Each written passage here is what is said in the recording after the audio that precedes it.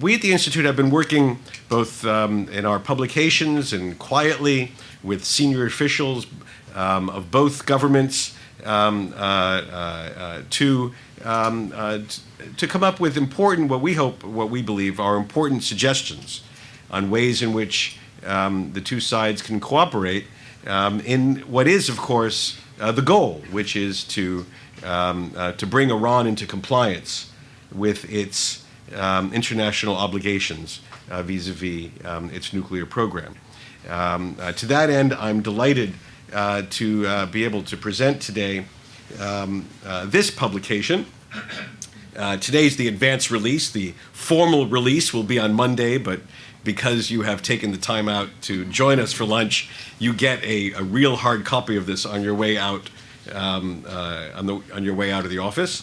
This is titled "Preventing an Iranian Nuclear Breakout: U.S.-Israel Coordination." And it is a new study by Patrick Clawson and David Makovsky. Patrick is the director for research here at the Institute and has also been running a special ongoing project we have on strategy vis-a-vis Iran. David, as you know, has been running for years the Institute's project on the Middle East peace process and takes a long time and special personal interest, of course, in issues relating to U.S.-Israel relations.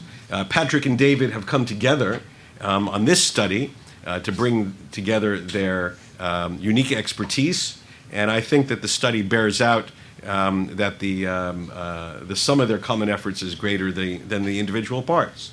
And I think it makes a very useful contribution precisely at this moment.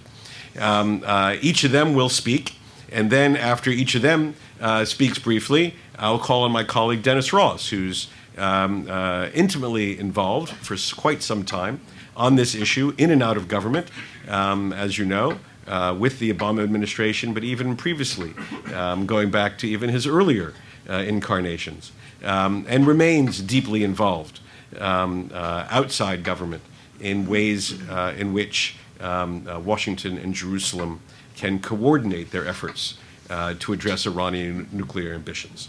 With that, I'll turn the podium over to my colleagues. Just a reminder, please put your cell phones on mute, as this event, like most of our events, is being live streamed, and we do have an ever-growing audience for our live streaming, of which we are very proud.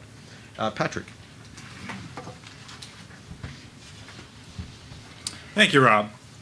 I want to discuss several issues. First, red lines and deadlines. Second, what an attack might look like. And third, what a deal might look like. We have a lot to say in this report about the implications of red lines and deadlines, their problems as well as their advantages. In March 2012, President Obama said, quote, "Iran's leaders should understand that I do not have a policy of containment. I have a policy to prevent Iran from obtaining a nuclear weapon," end quote. Now that sounds like a straightforward red line, no nuclear weapon. But it is not, as we discussed. Let me note some problems. First, ambiguity. Iran could imitate its neighbor Pakistan by producing all the parts for a nuclear weapon, indeed for several such weapons, and then almost entirely assembling them. Yet because the last screw had not been tightened, the U.S. government certified to Congress each year that Pakistan did not have a nuclear weapon, a certification influenced by Pakistan's strategic centrality for delivering aid to the Afghan Mujahideen fighting the Soviet invasion. In Iran's case, it is possible that a president would find it so inconvenient to say that Iran had nuclear weapons that he would use a lawyerly subterfuge to evade an unpleasant truth. Second, uncertainty. How would we know if Iran crossed any red line that we established? If we have to wait until Iran tests a nuclear weapon to know, well, it's too late to take preventive action. Short of that, we have to act on the basis of intelligence. And acting on the basis of intelligence is tough. To begin with, the intelligence community is understandably going to be very cautious about stating that it has high confidence that Iran has a nuclear weapon. The intelligence community will search for every possible alternative explanation of whatever it has found, because it will want to avoid sending off yet another president off to war on the basis of wrong information. Then an additional factor is how to persuade the world. If the U.S. government asserts that U.S. intelligence has determined that Iran has crossed a red line, the world is not going to accept the U.S.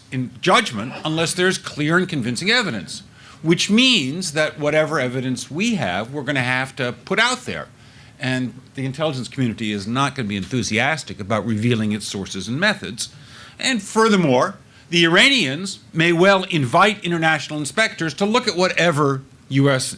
has identified, and that offer would be almost impossible to reject. But there will be tremendous pressure on the international inspectors to issue a tempered report that does not fully back up the U.S. claims. So, a final problem with the idea of this red line that we set down is preoccupation. If we say that we will not act until Iran crosses a red line, that implies, if he says we will act once Iran crosses a red line, that implies that we will not act until Iran reaches that moment. That empowers Iran to decide when to act. And Iran can wait to cross the nuclear threshold at a propitious moment, such as when the world is preoccupied elsewhere, or when Iran's help is needed with some other international problem. Suppose that one day Iran is only a month out from having nuclear weapons, and then there is a huge crisis for the United States in the Middle East, even bigger than the recent wave of demonstrations. The middle of a Middle East crisis is not a good moment for the United States to hit Iran.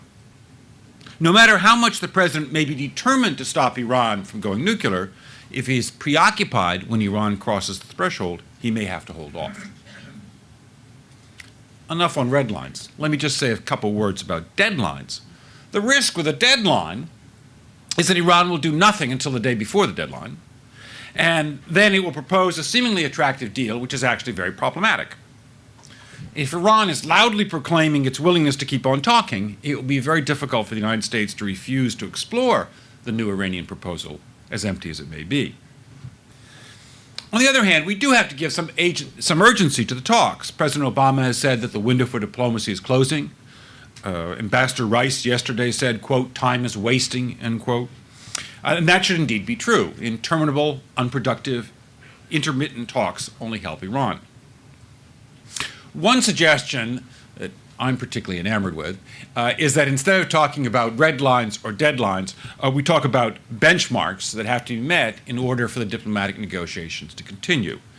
By establishing benchmarks, we can say, we can create a certain urgency by saying that Iran must take a certain set of actions to show that diplomacy is working. And the benchmark model would be based on results, not on a calendar. But we need some way to lend urgency to these talks, and yet neither red lines nor deadlines seem ideally suited for doing that. Let me turn to my second point, what an attack might look like. Earlier this year, Scott Shane of the New York Times quoted me on their front page as saying, quote, I often get asked when Israel might attack Iran. I say 2 years ago, end quote. And indeed, assassinating Iranian engineers and unleashing computer viruses are not friendly acts. And the United States has been up to its eyeballs in this game. The U.S. has acknowledged sabotaging equipment bound for Iran, facilitating defectors, engaging in intrusive intelligence collection. By the way, I would have loved to have been there when the U.S. note asking for the drone to be handed back to the United States was delivered to the Iranian authorities. That was the more nervy things we've ever done. And furthermore, David Sanger of the New York Times tells a convincing story about Obama being deeply involved in a wide range of cyber attacks in Iran. These covert attacks continue. On September 17th, the Atomic Iranian Atomic Energy Organization Director Feridun Abbas-Davani said that exactly 1 month earlier, the power lines to the Fordow enrichment site, quote, were cut using explosives, end quote. And he noted, quote, a power outage is a way of damaging centrifuge machines, end quote. If you think that explosion was an accident, please see me afterwards about the bridge I'm selling. Quiet intervention could have great advantages over a large-scale attack, including reducing the likelihood of international censure and Iranian retaliation. Additional covert steps and other unacknowledged military steps, which are now considered too risky, could well be worth considering should the talks falter.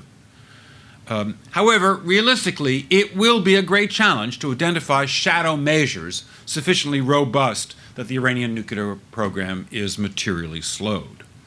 Although we can hope that such acts would sow doubt in Iranian leaders' minds with regard to their development of nuclear weapons or otherwise induce them to compromise. Certainly, going small is the Israeli way of war. For 50 years now, whenever Israel has gone after another country's unconventional weapons, its method every time has been to go as small and quiet an attack as possible. Whether it was targeting German missile engineers in Egypt in the early 1960s or striking the Syrian reactor in 2007, as David has written about in The New Yorker, Israel goes as small as it can. I have no idea what that'll mean for Iran, but I strongly suspect Israel will try once again to go small. Finally, my last point, what would a deal look like? The United States has long been cagey about what kind of a nuclear deal it could accept. Some caginess is to be expected in any negotiations. Who lays on the table all of one's cards? And the past Iranian approach certainly does not encourage the U.S. to test the water by making offers.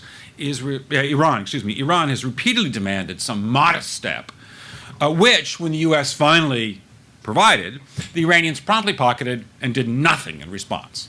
And on other occasions, Iran has demanded some U.S. preliminary action, which, when the U.S. complied, Iran ignored and belittled. For instance, Iran demanded for years that the United States agree to direct bilateral negotiations with the Iranians. Once Obama endorsed the idea, embraced the idea, Iran backed off. However, at some point, it may be in our interest to put forward some kind of a final offer. At that point, a central issue in the deal is going to be enrichment. That said, the intensive focus on centrifuges in a potential agreement has prompted the neglect of other important issues, such as compliance, uranium stocks, the sites, and reprocessing. Should these latter issues receive inadequate attention, then even excellent provisions on enrichment would make a deal counterproductive. Now, getting to zero centrifuges is going to be tough. Ayatollah Khamenei seems so dug in on the issue that he reportedly has said that he, quote, would resign if for any reason Iran is deprived of its right to enrichment, end quote. Furthermore, complete and permanent cessation of enrichment has not been the position of the international community. The Security Council resolutions only call for suspension until Iran has restored confidence in the exclusively peaceful purpose of its nuclear program. Nor has any of the P5+1 members publicly called for complete and permanent cessation, much as that may be their preference. Indeed, Secretary of State Hillary Clinton has said that the United States would not object to Iran resuming enrichment under some circumstances. Given the obstacles that the negotiators will likely face in pressing for zero enrichment, they might consider an old trick for reviving hung-up talks, namely, change the question. And in changing the question, they should remember that the ultimate goal of the negotiations is to push Iran further away from a nuclear weapons capability. And reducing enrichment is a means to that end. Now, the 2010 Tehran research reactor deal was aborted, but it put forward an interesting idea, namely limiting the amount of enriched uranium in Iran. If Iran were to agree to ship out of the country any enriched uranium as soon as it was made, And to only get that enriched uranium back in the form of fuel rods and fuel plates, which are hard to make into nuclear weapons, that's a step which could arguably address Western objectives almost as well as if Iran destroyed its present centrifuges. This could be the basis for a deal. Not an ideal deal, but the basis for a deal. And in fact, I would argue the parameters of such a deal are becoming clear. An Iranian once influential in the nuclear portfolio has been giving talks around town outlining a nuclear deal. Since those talks were off the record, I cannot spell out the details of what Syed Hussein Mousavian describes. But I'll just simply say that his proposal is not really that far from what we lay out in this report. The essential point I'm making is that the P5+1 may find a way that Tehran can get its publicly acknowledged goal, which is to keep enriching, while at the same time achieving the P5+1's objective of keeping Iran far from nuclear breakout capability. However, I want to warn you that just because the parameters of a deal are becoming clear does not mean the deal can be made. It has long been said about the Israeli-Palestinian conflict that the parameters of a deal are well known, but neither side is happy with what they would have to do to get the deal. We may get to that unfortunate situation with regard to the Iranian nuclear program. But first, we have to make sure that two sides understand that there may be a deal to be had. Perhaps Tehran does not see that. Certainly Washington is not sure that there could be a deal. The two sides may not know if there's a deal to be had, but they should know how to find out. The way to do that is to have trusted senior officials from each side meet for a candid conversation. That role is generally reserved for spies. Part of their job is talking to bad people, and so there are fewer negative repercussions if news of the meeting leaks out. And there are obvious candidates on each side, David Petraeus and Qasem Soleimani.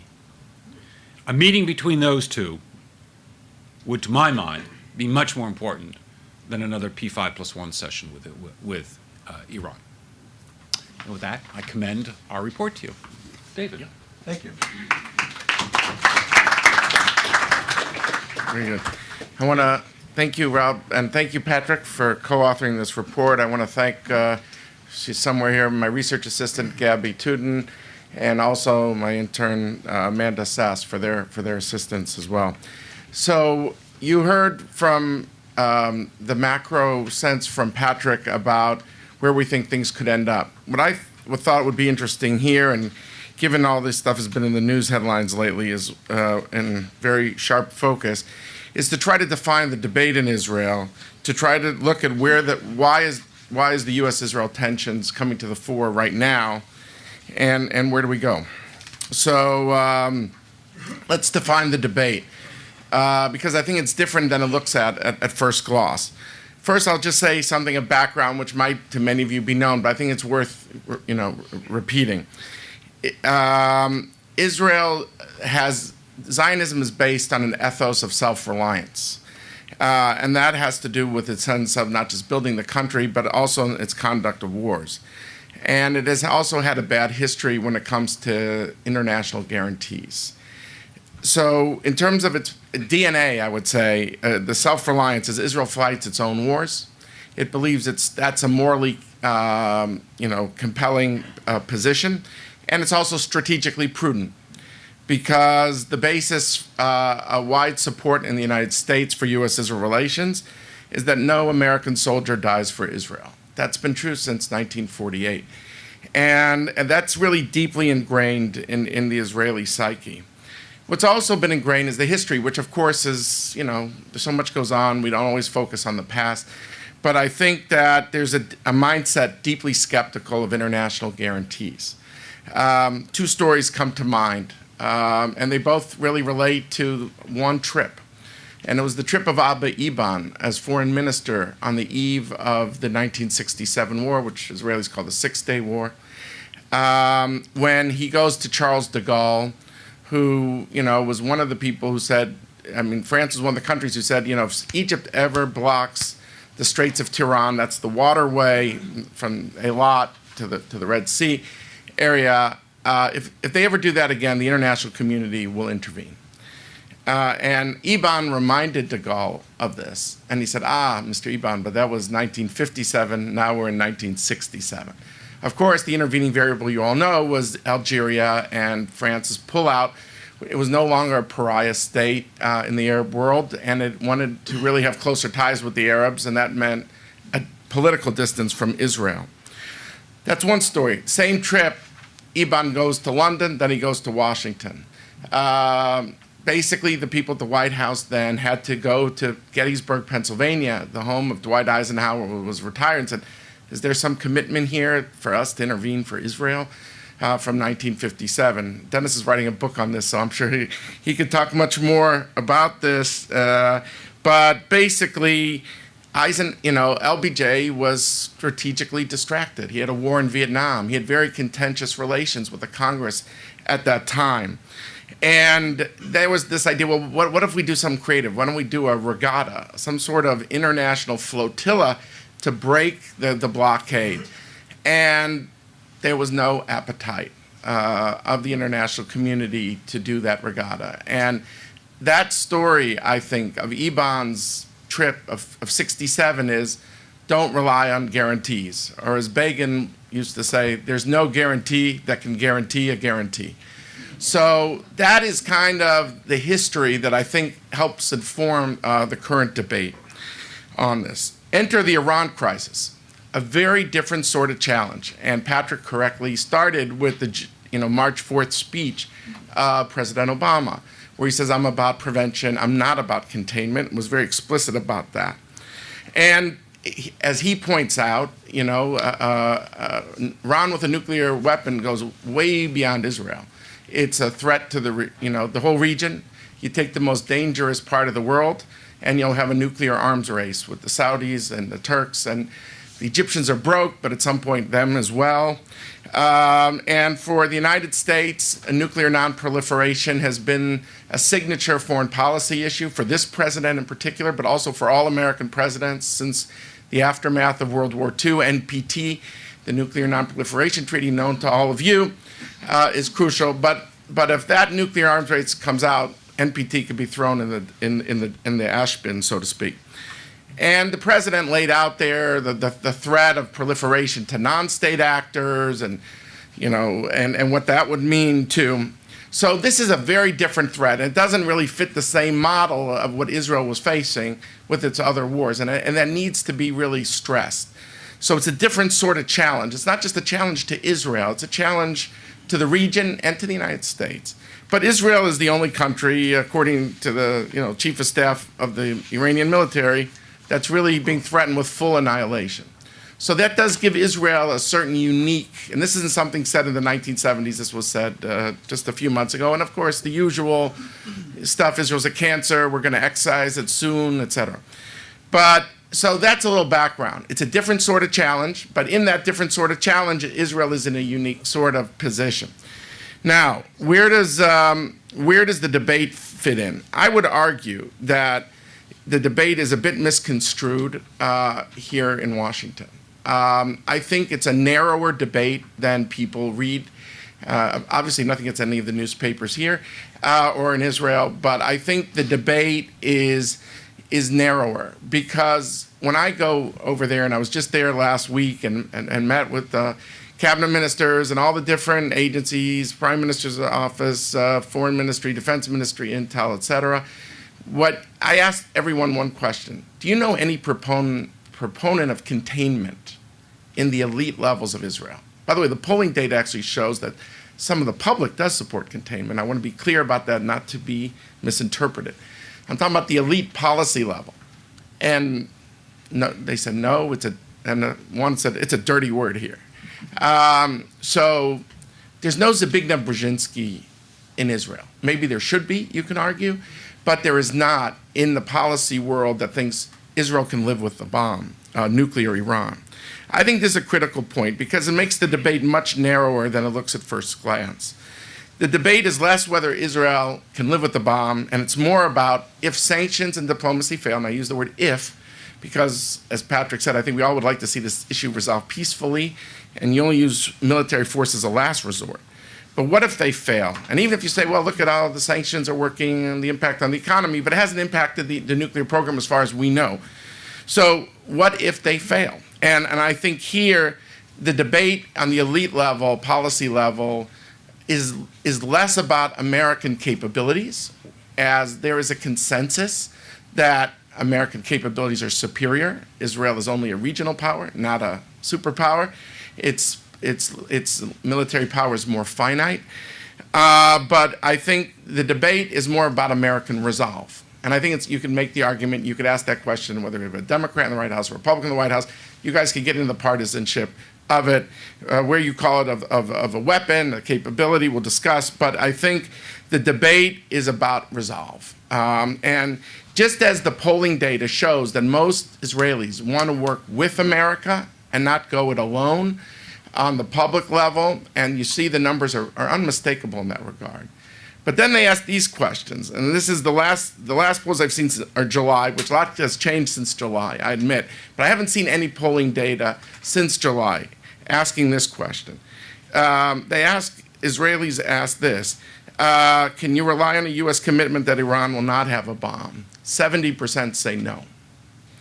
They ask, do you believe the international diplomacy is serious and genuine? 56% say no. So I think there's a real question about resolve, not about capabilities. And as such, the question is almost not can Israel live with a bomb, but who should attack Iran, as opposed to if Iran should be attacked. Again, if sanctions and diplomacy fail. So I think if you understand the debate in that sense, that there is no containment school at the elite level. Again, you could argue there should be, that's a mistake, but I'm telling you, my feeling is there's not. It doesn't exist. Then you'll see the debate very differently. I think that's a critical point. Now, why have tensions come to the foreground now? And we have to be honest and say that there has been a clear shift between what just a few weeks ago we heard about zone of immunity, which is really was about at what point does Israel's capacity to strike expire, to the issue of red lines, and which is about at what point does Iran cross a certain threshold. Why is that change in the Israeli debate happening at this time? And I would argue there's been a few factors driving this. One relates clearly to the centrality of the United States.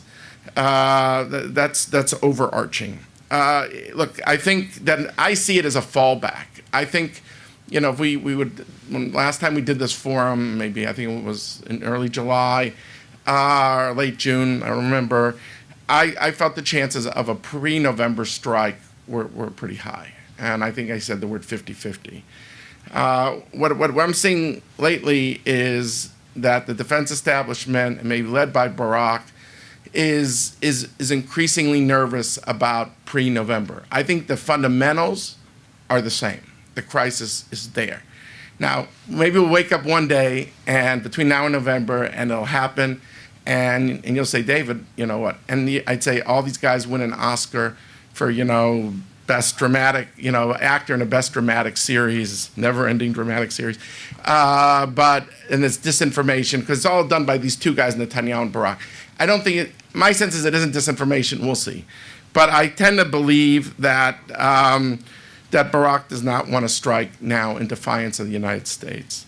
I think it's also the community around him says, if we're going alone, we better make sure we've overturned every stone to know we've done everything with the United States possible to ensure that there was just no other options.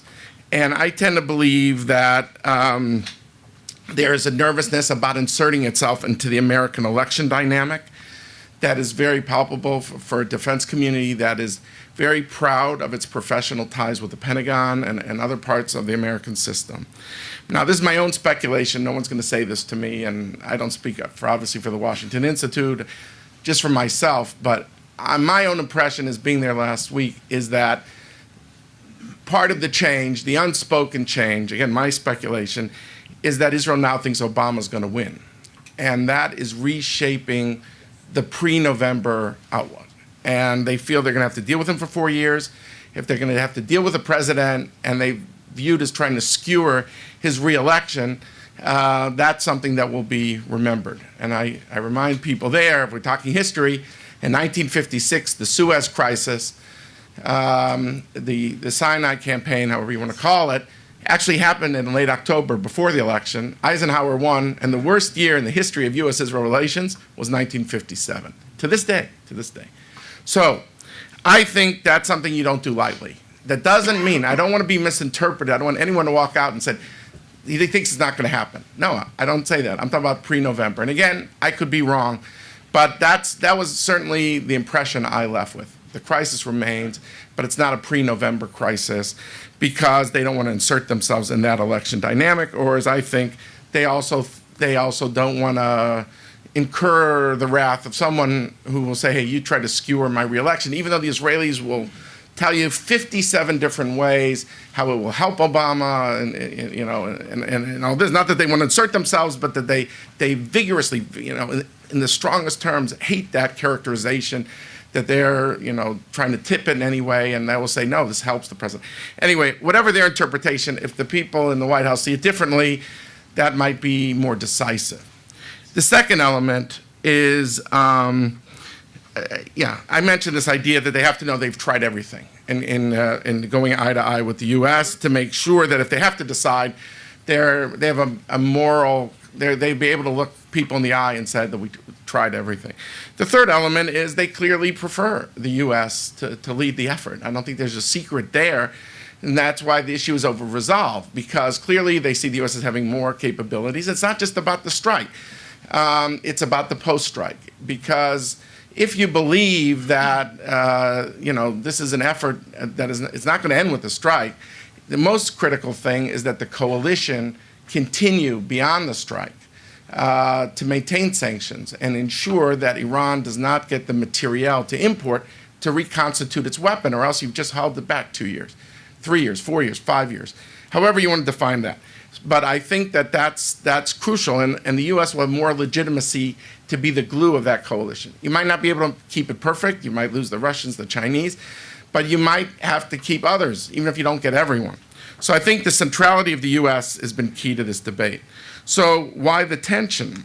If you're saying on one hand there's an American drive, it's almost a fallback that Israel's not attacking immediately, but they want to make sure they've tried everything on the American side. Why the tension? I think there are certain statements that have gotten very little play in Washington, but have somehow come out in full blast stereo in Jerusalem. And we don't always hear those statements because we're here. But it's all on the record. We all look at the internet, but it doesn't have the same gravity. But when they hear General Dempsey, the chairman of the Joint Chiefs, saying the U.S. won't be complicit in a strike, you could say, well, actually, they're really saying they're not going to hold Israel back. That could be viewed very differently. But they hear the word complicit and they just go ballistic because they think that means complicit in a crime. Or they hear Hillary Clinton say no timetables, and I wish I could say the name of the person that you all know who reacted right after that. They saw that as a personal rebuke to Prime Minister Netanyahu. The other element that is added to the tension is what I would call a conceptual divide. The conceptual divide is that Israel really believes that if you put forward red lines, Iran will respect it. And each official, will tell you the story of the Straits of Hormuz, will say the U.S. said no blocking the Straits of Hormuz, and the Iranians backed off. And so their lesson is when America is serious with red lines, the Iranians respect it. An American answer might be easy for you to say, we just fought 2 wars. We don't want to get in a corner so fast into an escalatory spiral that comes across as an ultimatum. So they're looking at the same issues, but they reach very different conclusions. Israel says this is what will lead Iran to back off, and the U.S. says we're not so sure. So I think that's been an element. Patrick mentioned the issue of strategic distraction. What was clear to me on the trip was their fear that in 6 to 9 months, Iran will have enough 20% uranium, enough for a bomb. And in their view, it's an easy dash from 20% uranium. Some will say 4 to 6 weeks. Some say, no, the Iranians are slow. It could be 4 months. It's an easy dash. And Patrick said correctly, at the time of their choosing, when they do that dash. So the Israeli fear is that cuts it very thin to say, once they get that 20%, they're within that easy dash of weapons-grade nuclear fuel, the hardest part of making a bomb, but they don't have, but then you say, well, where's the warhead? But their fear is, and I think you heard it from Netanyahu, they don't want to cut it so thin. What do I think of this? I think what we need is humility for both sides. We need Netanyahu to, I think the public statements I find regrettable. Again, I speak only for myself, because I feel that there's no substitute for intimacy with the President of the United States, no matter the level of the relationship. Also, I feel when the U.S. and Israel are publicly quarreling, the only winner is Iran. What they conclude of it is, oh, even Israel is saying America doesn't have a deterrent. Now, is that good for Israel's deterrent? If the Iranians reach that sort of conclusion. So I think Israel needs a little humility on this element, on this as well. But I would also say that while it's clear that Israel wants to demonstrate that it wants to also preserve independence of action, but doing these things publicly, I don't see the value of it. Now, I think we in the United States need some humility too. Our track record is poor. We maybe got Libya off the bomb, but North Korea, we didn't predict that they would go nuclear. We didn't get Pakistan, we knew that. Ariel Levita has, with the Carnegie Endowment, has said, it's too early, oops, too late. And I understand Netanyahu isn't using that line himself. But this is something that means, our track record means we need to be humble. The other project I've been working on this year has been an article for the New Yorker magazine, which has been a fascinating project for me. Ziad, I've not forgotten the Palestinian issue, but I just felt in an election year these were two areas I wanted to explore, and it was really because I wanted to look at U.S.-Israel decision-making on a nuclear issue. There's material on 81, but there was nothing on 2007. So I spent a lot of time on this, and what was clear, and there are a lot of differences. I want to clear there's more differences than similarities even than Syria, between Syria and Iran. But I would argue that it's frankly, there are a couple things that come out.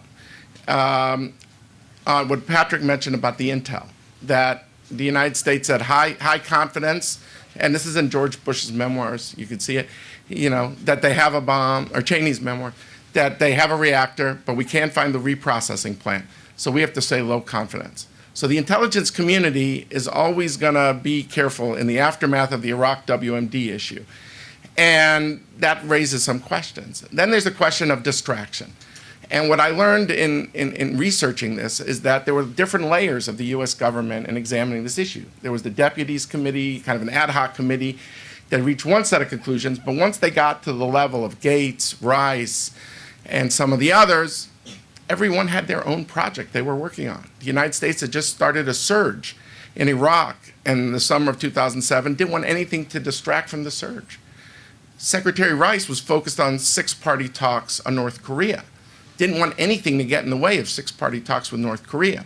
Now, they came up with some formula of diplomacy. If it didn't work, which they didn't convey to the Israelis right away, but if the diplomacy didn't work, they would strike.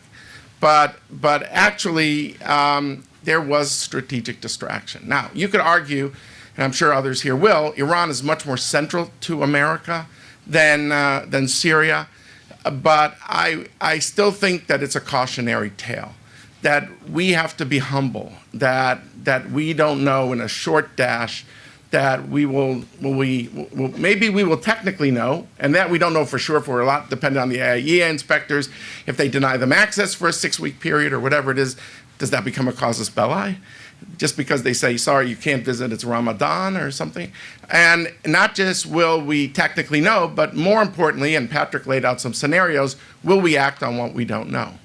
In World War II, and I realize there's differences, and I'll conclude here, but, we had Hitler was a demonic figure even then. But our ally in Britain had a blitz in 1940. We didn't get involved in the war till Pearl Harbor, till we were attacked in December of 1941. That's a long time after the blitz.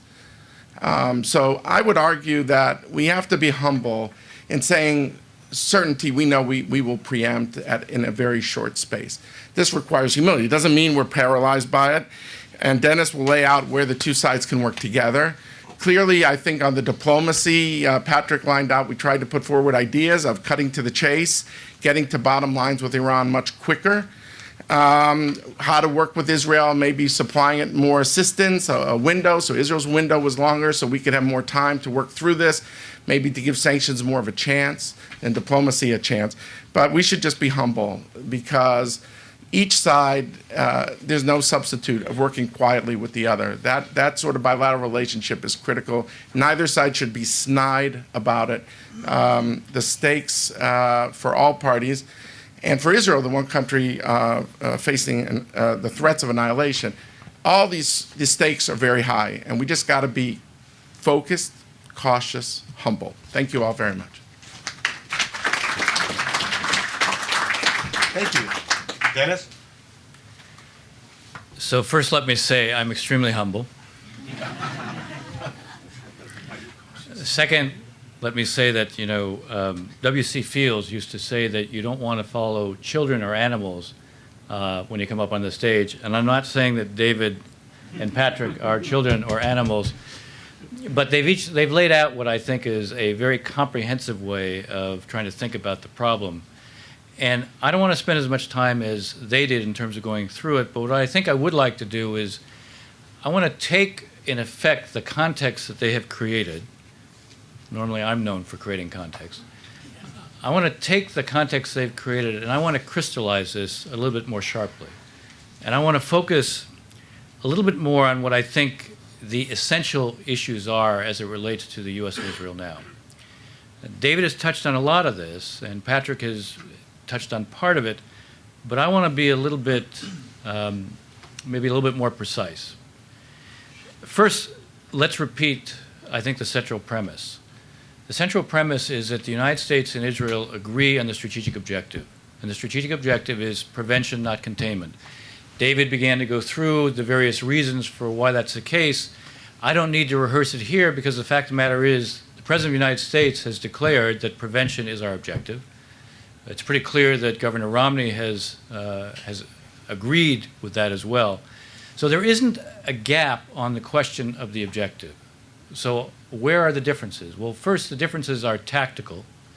And the differences, I'm going to cast them a little bit differently than you, David, although substantively it means the same thing. The differences I would portray in two ways. One, the differences are on timing, a tactical difference on timing, and the other difference is on definition of prevention. So let me deal with each of these in turn briefly. Timing is a function of two different issues. The first issue is a question of capability.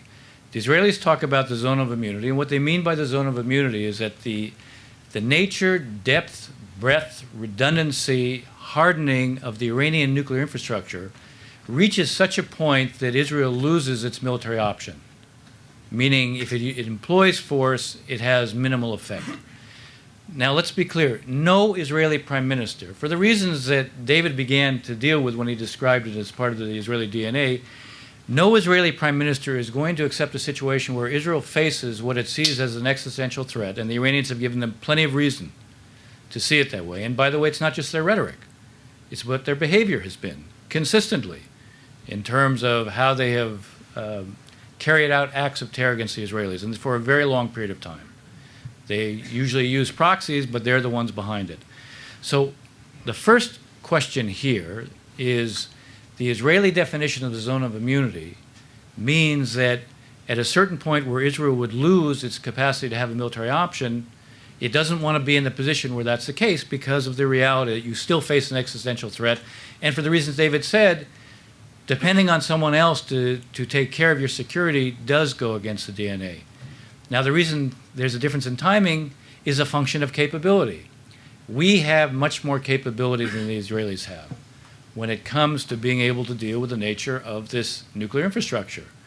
Now we have a lot of airplanes in the area. We have lots of cruise missiles. We have B-1 and B-2 bombers. We just have dramatically more capability. So the question of timing from our standpoint, as it relates to a zone of immunity, which eventually could affect us as well, is very different from the Israelis. So one reason for the difference in timing is capability. There is a second reason for a difference in timing, and David sort of went about it by sort of talking about the issue of America's centrality. I'll put it differently. The issue is context. The U.S., for understandable reasons, thinks more about the context than the Israelis. And by the way, it's understandable the Israelis are focused more on the threat to their existence they are necessarily on the context in which force is used. The reason we think more about context is not only because of our global reach, our global responsibilities, and because if we use force, we're going to focus very heavily on how we create an environment that justifies the use of force. We're going to think about it as well because we're also highly conscious of the fact that there is no military solution to this problem.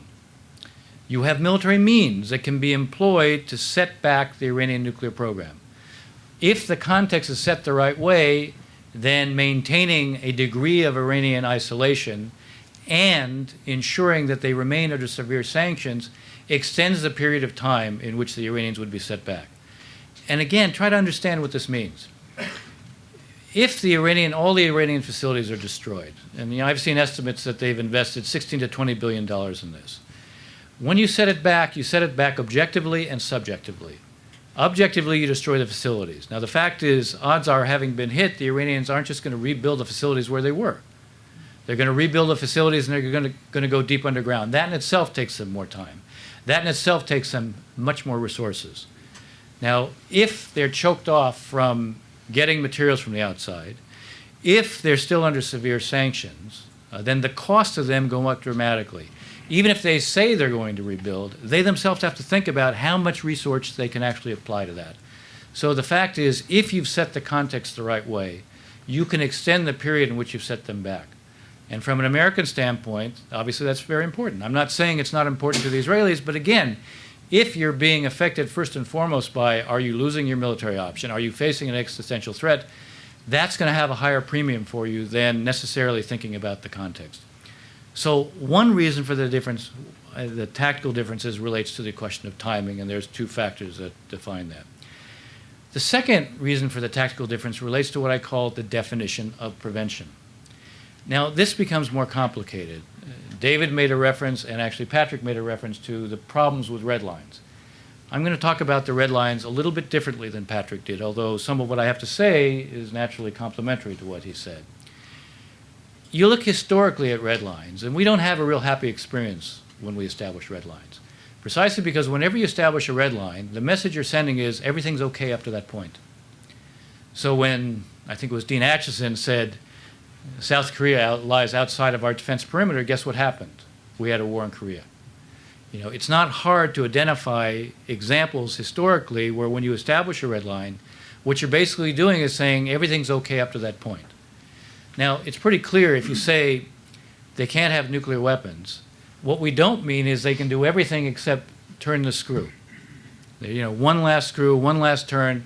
They don't have nuclear weapons, but then they can do it. The problem with that is prevention loses its meaning because they can do that and you can do nothing about it. They can present you with a fait accompli. The same thing would apply if you were to say, well, you know what, we'll only act once they have HEU. Once they've enriched the uranium to weapons grade. The same thing applies for a simple reason. It isn't just that we may know that they have this. David made a reference to the issue of weaponization. It is far easier for us to track what the Iranians are doing as it relates to enrichment. That we can monitor because we've got IAEA inspectors that are going in there every 6 to 8 weeks. It is much more difficult to know where they are in terms of weaponization. You look at the IAEA report, you look at the 2007 IAEA, both of them say there was a comprehensive program on weaponization until 2003. What the IAEA said last year is after 2003, it's not that it stopped, it's that the comprehensive approach stopped. So there still were experimentation and exercises that were carried out, but not in the systematic way that it was previously, not in terms of the kind of comprehensiveness that it was previously. Now, you could have a couple of different interpretations. They stopped because they felt they'd done enough.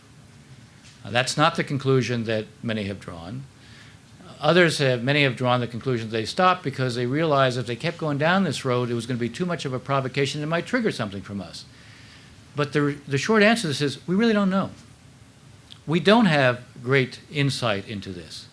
And the fact is, when there are estimates that are put out on a kind of regular basis that, I think the Sawyers of the UK talked about publicly gave a speech where he talked about when the Iranians could actually have a weapon. And he talked about by 2014. Now, the fact is that could be the case. It could be later than that. It could be sooner than that. But when you talk about weaponization, the short answer is we don't know. So if suddenly they're on the brink of being able to produce HEU, you don't know if they're going to be in a position where they can confront you with a fait accompli. I'm saying this to begin to sort of lay out to you the problem with red lines is it's very hard to be precise. And what you really need to be governed by is a different kind of measure. The measure is, what is it, what kind of capabilities do they have that would put us in a position where we begin to have a question in our own minds of, do we know if they can present us with a fait accompli or not? And the closer they get to the point where we begin to worry that we may not know, that should be the threshold that we should be focused on. I use the word threshold for a reason, because again, it may not be all that precise. And I would suggest this is not the kind of thing you want to be overly precise about in public, but I would suggest that it's the kind of thing that we ought to be fairly precise about with the Iranians. What you don't want is for them to believe somehow that they got a lot more room, when in fact we judge them in a very different way. And I would even add here, you made the reference to 20%. From my own standpoint, I don't think that's a very effective limitation. Let's say you imposed a limit at 20%.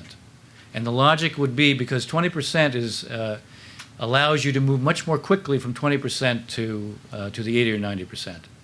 So you have a limitation on that. But let's say, right now the Iranians have, according to the IAEA, 5 bombs worth of LEU. Well, what happens if you look at the pace at which they're developing it? What happens if suddenly they have 12 to 15 bombs worth of LEU? And it turns out on the weaponization front, we don't know for sure where they are, but they now are installing the next generation of centrifuges, which allows them to produce dramatically more, much more quickly. Well, that then puts you maybe in the same place that I was talking about, where they are positioning themselves to be able to present us with a fait accompli, and we don't have the time to be able to do something about it. So having one measure isn't the right thing. Having a broad metric that sort of gets to the question of, are they getting to the point where the character of their capability is such that we have a reason to question ourselves, whether we ourselves have a high degree of confidence that we know that in fact we can still have time to intervene and prevent them. That becomes, it seems to me, much more significant as a measure. Now, I think the question is, where are we between the United States and Israel on the issues I've just described as it relates to the question of definition of prevention? I do think that became a more prominent issue recently. I do think that if you look at the hour phone call that the President and the Prime Minister had, both sides described that hour phone call as being quite serious. Now, there's been follow-up discussions in the aftermath of that, and I think one of the things that's emerging right now is some of the gaps that have existed are being narrowed. And I think that we will find ways to provide increasing understanding between the two of us. I think what it comes down to is not just dealing with the dimension that I've been focusing on, which relates to timing as it relates to the whole question of weapons. I think there's also another issue related to the timing for the Israelis. And that is the question of, is diplomacy going to be so open-ended that we're not going to draw to a conclusion at a point when the Israelis could lose their military option? Now, I think in addition to what we're doing right now to overcome the tactical differences on timing as it relates to the possible use of force and timing as it relates to this definition of prevention, I think one way to get at this question, both of the Israeli concerns about diplomacy being drawn out, and also to get at the issue of justification if it comes to the use of force, which is designed to deal with the issue that Patrick was raising, which talks about all the reasons why it may be difficult because the intelligence community is going to come in and sort of say, well, we can't give high confidence right now. There is a need for what I would describe as a very serious diplomatic initiative. I say that from a lot of different perspectives. First, it is inconceivable to me, again, sort of both as a student of history and as a practitioner, that the United States is going to resort to the use of force unless we have demonstrated unmistakably that we have exhausted all the options. All the options meaning not only that economic pressure has been applied and clearly failed, but also that we have exhausted the diplomatic options in a way that is unmistakable. We have approached the negotiations with the Iranians through the 5+1 on the basis of step-by-step confidence-building measures, or what I would describe as small for small. I mean, I have to put my cards on the table. I have never been an enthusiast for small because I think basically there are the kind of asymmetries built into this that you're never going to know. The Iranians are going to see themselves as being asked to give something that they value and getting very little in return. We would see ourselves as getting something from them that doesn't really justify a reward because they're doing something, they'll be limiting something that they shouldn't have been doing in the first place. And as long as they talk past each other that way, you're not going to reach any understanding. The process drags out. And it doesn't provide us the context. It doesn't provide us a context either to genuinely test them along the lines of what Patrick was saying. I won't get into what this has to be, but I'll say big for big, or an endgame proposal is what basically puts you in a position to genuinely test the proposition. When they say all they want is civil nuclear power, and we say, as we have historically, and all the members of SIX have basically said, you know, we're prepared to allow them to have civil nuclear power. They are not permitted to have civil nuclear power without restrictions that would allow them to have a breakout capability.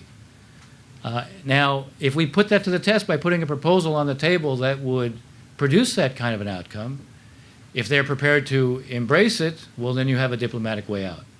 If they're not prepared to embrace it, then it should be publicized and you have exposed them before the world. Then you're able to demonstrate we really did exhaust the diplomacy, and the combination of exhausting the diplomacy creates a different kind of a justification. The readiness to do that, by the way, also addresses the Israeli concern about an open-ended diplomatic process that has no logical endpoint, because this actually begins to create a clarification that if it works, okay, you have a way out, and if it doesn't work, it creates a logical endpoint and justification. So to wrap up my comments, let me say that I think the key focus right now is to, with the Israelis, come to a kind of broad understanding on what are the kind of measures, what are our judgments that we have about the kind of capabilities that the Iranians would have that would cast doubt in our own minds as to whether or not we would still have time to be able to act.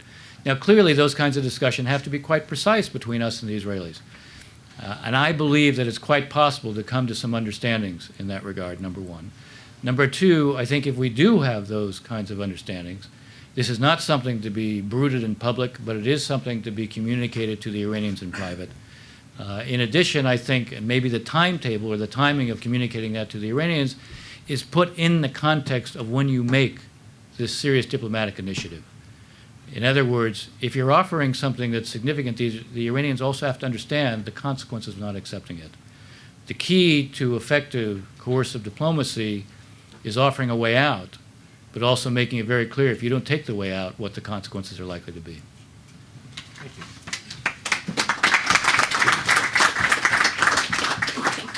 Well, thank you, gentlemen. Three very substantive presentations, and I appreciate it very much. I'm going to open up our question-answer session essentially where we just left off, and put today's discussion, which focuses on the U.S.-Israel coordination piece of the Iranian nuclear challenge, in the context of the P5+1, and ask Dennis and my other panelists, at what point does the effort to reach the sort of coordinated strategy you just outlined begin to trigger fissures in the P5+1? Where will our negotiating partners be if they, for example, just heard a strategy which is designed to be very clear, present the Iranians with either an endgame option, clear about what the alternatives to a diplomacy will be?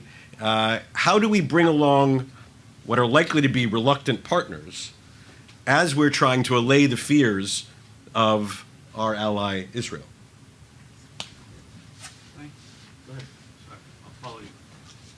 Look, one of the things which we say in the report is that one of the problems of putting down the kind of offer that Dennis made, and we say that there are circumstances under which it's a good idea, but one of the problems of putting down that kind of offer is that when you put down that kind of offer, you are saying that if Iran does not accept this, then something dramatic is going to happen. And that's going to make it harder for us to get an agreement, the P5+1, what the offer should be. And so I actually think that the P5+1 could relatively readily agree on what the terms of that offer should be. The problem is that if we put forward that offer, then we're saying to the Iranians that if Iran doesn't accept it, well, guess what happens next? And that's going to be the problem.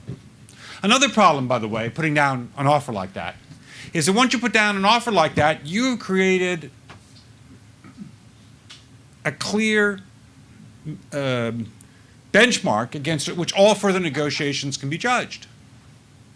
You know, it's like the problem I have with the Iranians when they release their PowerPoint about the negotiating stances. Once the Iranians released that PowerPoint of what they had said, P5+1, every Iranian negotiator in future negotiations is going to be judged against how did he do compared to what the Iranians had said at that point.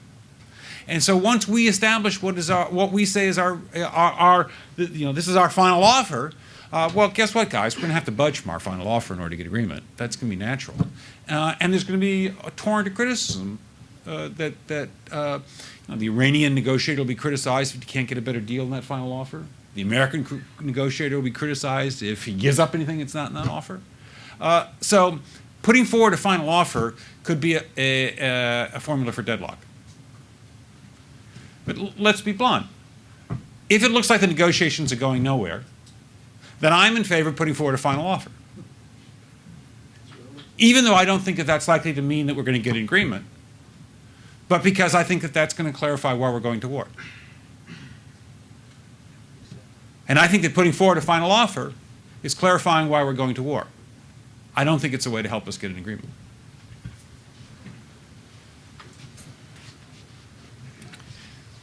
It just shows that we don't all have agreement up here, which is fine. Number one, I don't say you publicize the final offer, the endgame offer. You present it in private. You're only going to publicize it if it becomes clear they reject it. So it is a serious effort to try to resolve this. But the point is also this. Once the president made a decision that the objective was prevention, that puts us in a different place. If the objective was not stated publicly, so you don't have to, you could be ambiguous about what the nature of the objective is, then the approach to diplomacy could be somewhat different. But our problem is the Iranians continue to produce. And our problem is we also are running out of time at a certain point, as long as the issue is that of prevention. If the objective is prevention, ultimately that trumps the P5+1. Patrick, you're right. It is conceivable there's going to come a point where the 5+1 may not hold on this.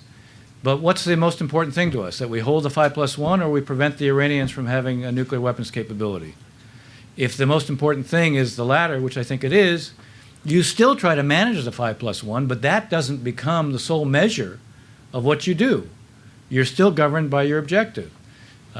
And I don't say that it's a simple proposition to do an endgame proposal, but the one thing I'm very confident of, if we stay on the step-by-step approach, we're going nowhere.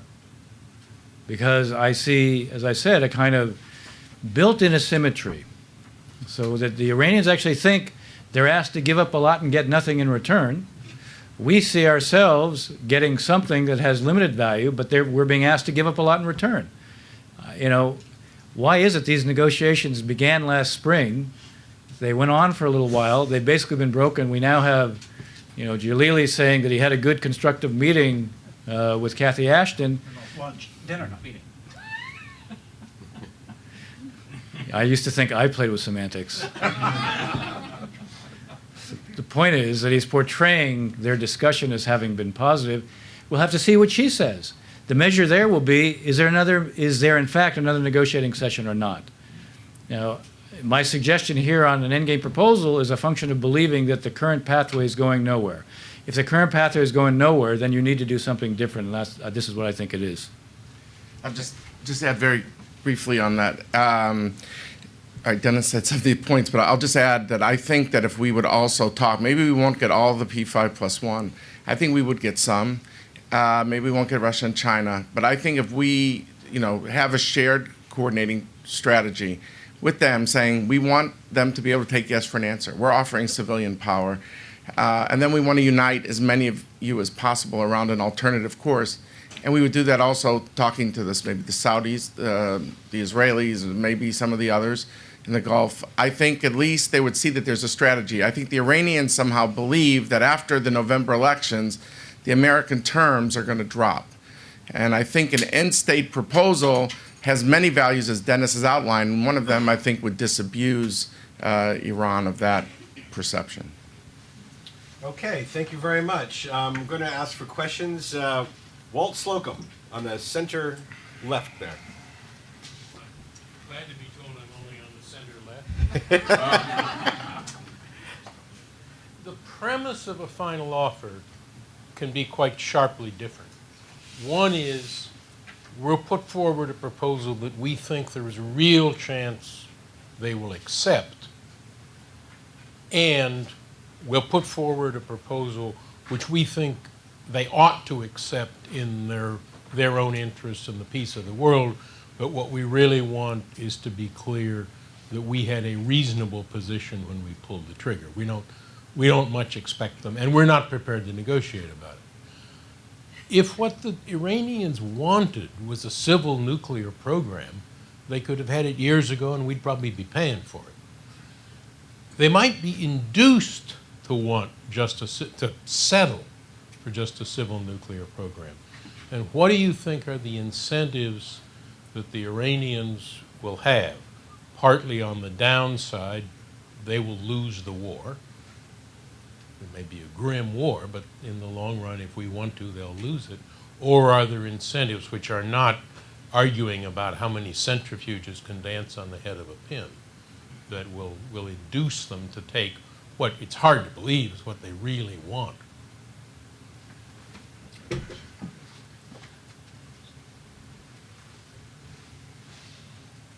The final offer would give Iran everything it said it's won. So we're not asking them to give up what they've announced as their goal. And that's a useful thing, both with the Iranian public and with the world public. We have to face the distinct possibility that our campaign of greater pressure on Iran will not influence the Supreme Leader. I mean, the Supreme Leader has good reason to believe that North Korea is a success and China is a failure, because North Korea has sustained its revolutionary fervor through several generations of leadership, whereas the Chinese regime, while it's still in place, has lost its revolutionary fervor. Now, if that's the criteria by which he judges what constitutes success, the fact that North Koreans are starving and the Chinese are prosperous is not as important. And if that's the situation we face, we should find that out soon. Because in that situation, we are headed towards war. And we need to clarify that. I'm not sure that the Iranian leadership would agree with that judgment. I'm not even sure the Supreme Leader would make that judgment. But it is quite possible that he will. And if he does, we should know that soon.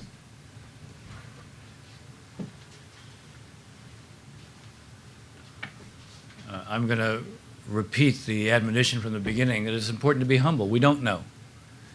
And one of the reasons for coming with this kind of, I don't call it a final offer, I call it a kind of endgame proposal. The idea here is to test the possibility. They have said, that they want civil nuclear power. They have said they don't want nuclear weapons. Now, their actual behavior seems to belie that, but this is what they've said. These fatwas, which have been issued on a number of occasions, talking about nuclear weapons being a sin, they could be simply a subterfuge, or they could also provide a rationalization for agreeing to something. So the purpose here, I think, is to do something that we think ought to produce an agreement and that would be judged internationally as being reasonable in terms of addressing what is an appropriate outcome. Patrick said something interesting about the way the Supreme Leader may be, what are his real priorities. My own view of his priorities is he wants to die in office of natural causes. And if that's his main priority, who threatens that?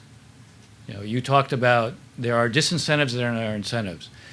A big for big offer means bring it to an end. It means, yeah, they get all sorts of incentives, and if you go back and look at what was on the table in 2008, there were a lot of things that were being suggested that could be provided them. One can think about ways of embellishing or adding to that as well. There has to be both sides to this. One of the virtues of presenting this kind of an endgame offer is that it clarifies everything. That's why I say it has to be joined to an unmistakable message about the consequences of what happens. And here's where I would say also communicating very clearly the thresholds that, for us, are decisive. Okay, thank you. Barbara in the center. Again, no political connotation implied. Thank you, I appreciate that. That's nice to be in the center. Barbara Slavin from the Atlantic Council and allmonitor.com. Dennis, you've been talking about going big for a very long time to my colleague Laura Rosen, who's here several months ago. What is your sense of whether there is an appetite for this in the administration? Would they table such a thing before the elections? Would they wait until after our elections? And then also, you don't say it, but you suggest consequences if the Iranians don't buy this. By that, do you mean going to war? Because there was a recent poll, I think by Chicago Council on Foreign Affairs that said 70% of Americans do not want to go to a war with Iran, even if it develops nuclear weapons. So, where's your ultimatum here? Thanks. I don't know the answer to the first part of your question. The administration will obviously at this point is still on the confidence building approach because there's a consensus within the 5+1 over that. I would simply say that I said it when I was speaking before. I do believe that before we would ever end up going to war, I believe any administration, this administration, the Obama administration, or a Romney administration, would have to demonstrate unmistakably that we had gone the extra mile. Let me cite a historical example. In 1990, I was with Secretary Baker when we went around the world, met with every member of the Security Council, and at the end of what was a very intensive effort over a period of really about 6 weeks, he produced an all necessary means resolution. We got back, around midnight from New York after having been on the road, and the president asked Baker to come see him first thing in the morning. And President Bush at that time said, "You've done a great job in terms of mobilizing the international community to put us in a position to support our use of force. But I feel I need to address the American public, and I want to show we're going the extra mile." And in the end, that led to what was the Baker-Tariq Aziz meeting in Geneva on January 9th. So I believe that logic is going to apply with any administration, and that it leads me to conclude that at some point we would do something of the sort that I'm describing. Get the Security Council. Well, you may not get the Security Council, but the point is that, and this is the answer to the second part of your question. Once you make prevention your objective, if diplomacy fails, it doesn't leave you a whole lot of choice other than the use of force. Well, Or redefining your objective. well, you could redefine your objective, but I don't believe this president, if this president is reelected, there was a debate within the administration over prevention versus containment. This is a president who doesn't make impulsive decisions. And he made a decision after that was debated. It was thought through, it was thought out. It was, in his mind, he made a decision. And I believe that I take his decisions very seriously because I watched him in action in the national security area. So that objective, it seems to me, puts us in a certain place. And, I think I would say there's no doubt in my mind that he would like a peaceful resolution to this if it's at all possible. There's no doubt in my mind that he will want to give diplomacy every chance. But I also think that if he feels that he's exhausted diplomacy, that he's prepared to use force, even if that's not his preference. I frankly think that crisis initiation is really tough. And it's very hard for me to see how the United States president can get us to war with Iran. Which leads me to conclude that if, in fact, compromise is not coming, that the traditional way of America gets to war is what would be best for U.S. interests. Some people might think that Mr. Roosevelt wanted to get us into World War II, as David mentioned. You may recall we had to wait for Pearl Harbor. Some people might think Mr. Wilson wanted to get us into World War I. You may recall he had to wait for the Lusitania episode. Some people might think that Mr. Johnson wanted to send troops to Vietnam. You may recall we had to wait for the Gulf of Tonkin episode. We didn't go to war with Spain until the until the Maine exploded.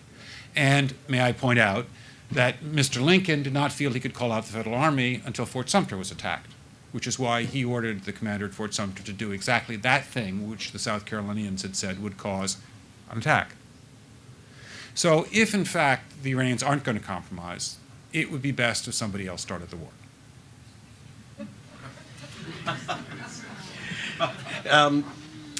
Gentlemen, I wanted to ask a question about a word that hasn't come up in unusually in a discussion of dealing with Iranian nuclear problem, that hasn't come up at all, and that is sanctions. If you ask most, I think the standard talking point is sanctions are beginning to work, but they need more time.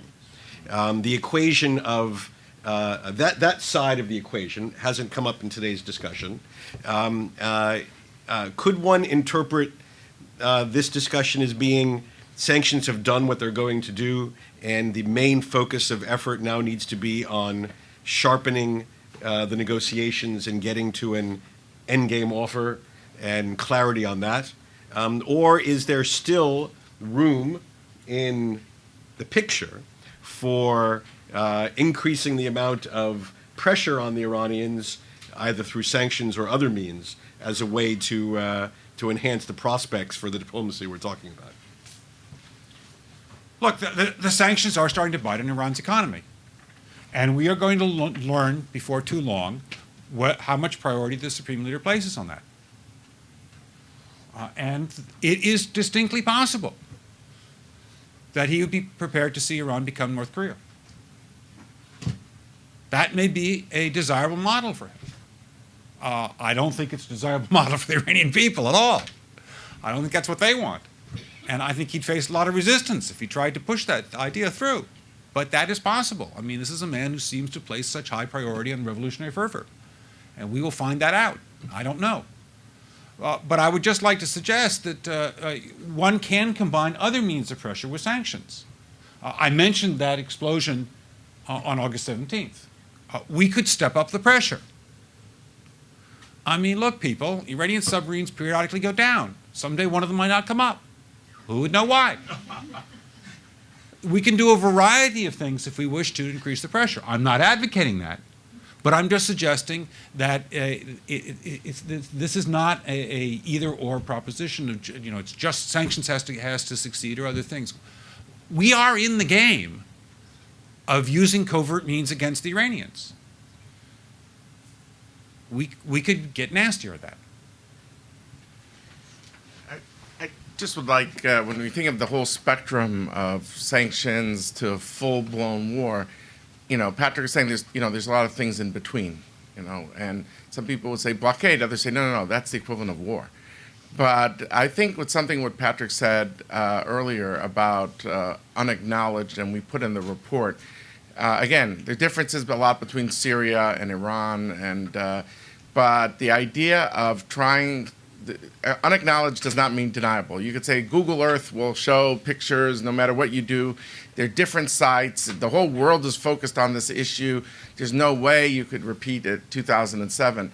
But there was some benefits of something that was unacknowledged, that was surgical, where you did not lose massive casualties, of civilian casualties.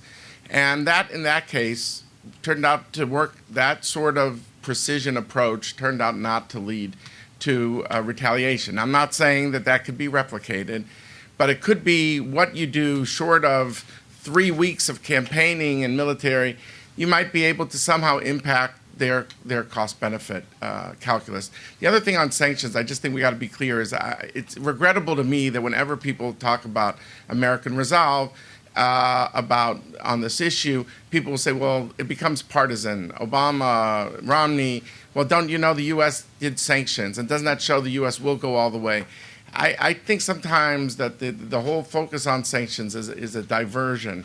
And I think if we're talking about what Dennis was saying, which is looking at certain metrics of a threshold, I do think that there's a certain obligation on the candidates. And I know no one wants to release classified information, God forbid, but the consequences for this country are significant. And I do think there needs to be a much more focused debate on, how will we know, and will we act on what we know.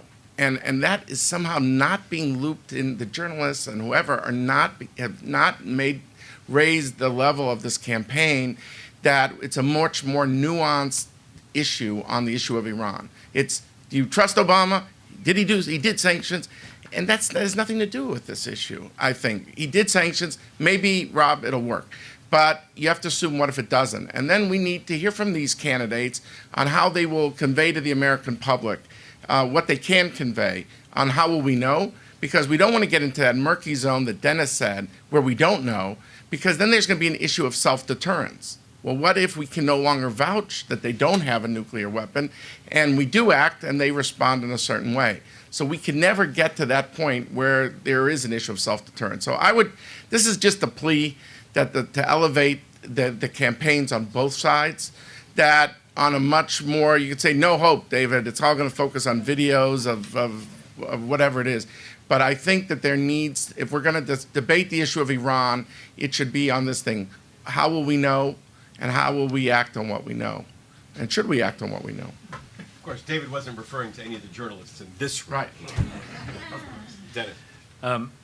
I made a cryptic reference, Rob, to the fact that economic pressures would also be seen as having played out, which what I was getting at is that I think the sanctions should continue to be ratcheted up. I think part of preserving the broader consensus and creating the right kind of context is for us to be in a position where we have not only tried the diplomacy, but we've also demonstrated we have applied, and there's been a period of time where economic sanctions that truly bite have been applied. One of the arguments that I think you'll find among Europeans right now is precisely this point that you need more time because the Iranians are really feeling this. Let's see if this can make a difference. And here again, I think that needs to be folded into what we do. I introduced the idea of a diplomatic endgame or a diplomatic endgame proposal because I actually think it is a way to clarify things as well. I think it actually fits well with the economic pressures. And I do think it allows us to clarify things with the Iranians in a way that we haven't at this point. Maury Ambertine. In looking at this, I think there are three assumptions that have to be made. One is that Iran will not reject an offer, even if it's put forward as a final offer. What they will do is they'll say they're studying it, they need further clarification. This has been their modus operandi until now. Secondly, I think the regime, that's Khamenei, because he is a religious leader, is committed to having nuclear weapons for his country and isn't particularly concerned that he will be vaporized. And finally, as far as going to weaponization is concerned, it really isn't rocket science if you think of the fact that 67 years ago, we were able to develop, with just one test, 2 different kinds of atomic bombs. So going to weaponization is really not a big deal at all. Let me rephrase this in a different way. A, it is rocket science. It may not just be the most difficult rocket science.